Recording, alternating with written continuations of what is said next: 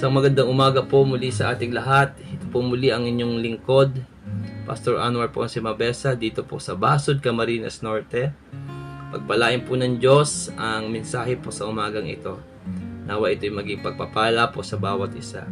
Dito po sa 2 Corinthians chapter 5 verse number 14 and also 15 and 17, sabi po dyan, sapagkat ang pag-ibig ni Kristo ay pumipilit sa amin, sapagkat ipinasya namin na ganito, na kung ang isa ay namatay dahil sa lahat, kung gayon lahat ay nangamatay.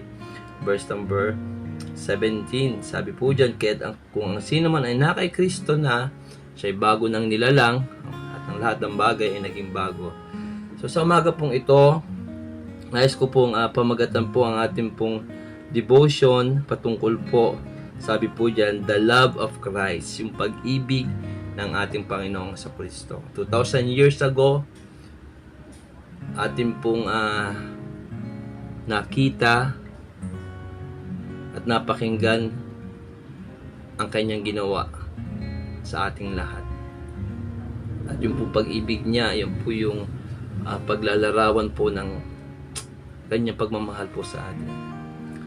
At sabi po dito, sa salita po ng Panginoon, sa verse number 15, and that He died for all, sabi dyan, at siya'y namatay dahil sa lahat. Okay? Sabi po dyan, mga kapatid, unang bagay na ating po makikita dito yung pag-ibig ng Panginoong Kristo. Sabi po dyan, napakaganda po ang pagkakasabi dyan, at siya'y namatay dahil sa lahat. Christ died for all. Namatay po ang Panginoong Kristo para sa lahat. Namatay po ang Panginoong Kristo para sa lahat ng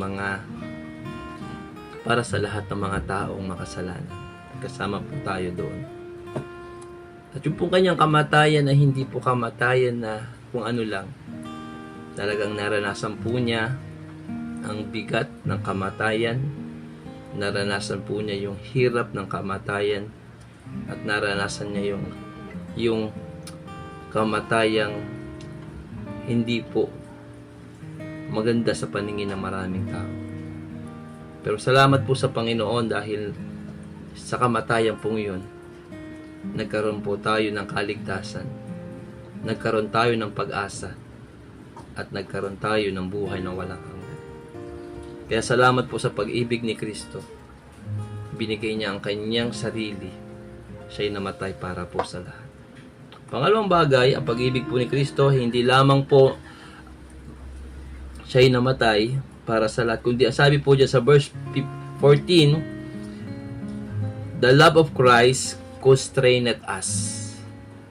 The love of Christ constrained us. Yung pong pag-ibig ni Kristo ay pumipilit sa amin. So napakaganda po ng kanyang pag-ibig until now. Na yung kanyang pag-ibig, yun po ang kanyang ginagamit na instrumento para ang mga tao ay makita niya ang kanyang sarili. Para makita ng mga tao ang kanilang mga puso. Makita na ng tao na mayroong isang persona na namatay para sa kanila. At sa panahon na tayo nanghihinat ng lalamig, yun pa rin ang kanyang ginagamit, yung pagmamahal ni Kristo, ang siyang pumipilit sa atin. Bakit po kaya ganon? Sapagkat ano po ba tayo sa harapan ng Diyos? Tayo po ay merong tinatawag na unique, special relationship with God. Hindi po lang basta relasyon, kundi yung relasyon na meron ka at meron ako ay napaka-special po pagdating po sa Panginoon. Kaya ganoon na lamang yung kanyang pag-ibig na patuloy na pumipilit sa atin sa panahon na nanghihina ka, sa panahon na lalamig tayo, sa panahon na tayo po ay nadi-discourage.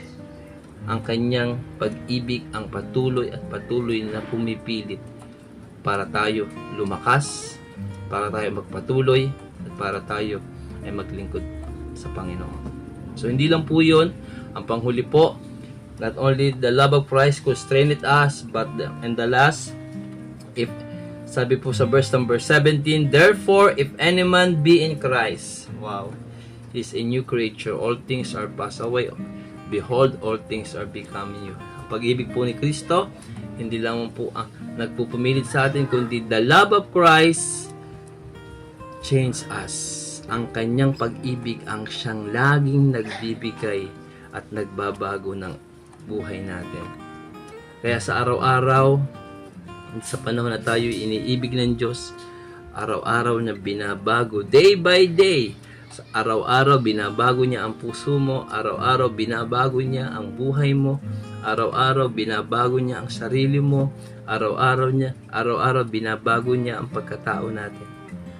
At ang nagiging instrumento lang niya ay walang iba kundi yung kanyang dakilang pag-ibig sa atin. Kaya yung pag-ibig po ni Kristo, napakahalaga po nito sa atin. Yung pag-ibig po ng Panginoon, ito po ang nagbago ng buhay po nating lahat. Yung kanyang pag-ibig. Kaya, babalikan po lagi natin ang Panginoon, yung kanyang ginawa. Yung kanyang pag-ibig sa atin. At lagi, ulitin ko po, ang pag-ibig ni Kristo can change us. Ang nagbabago ng buhay natin. Tayo po manalangin. Panginoong Jesucristo, salamat po sa pag-ibig niyo po sa amin. Pagpalain niyo po ang salita niyo pong ito sa bawat isa po sa amin. Manguna po kayo at maghari. Ito po ay aming dalangin sa tanging pangalan po ninyo, Jesus. Amen.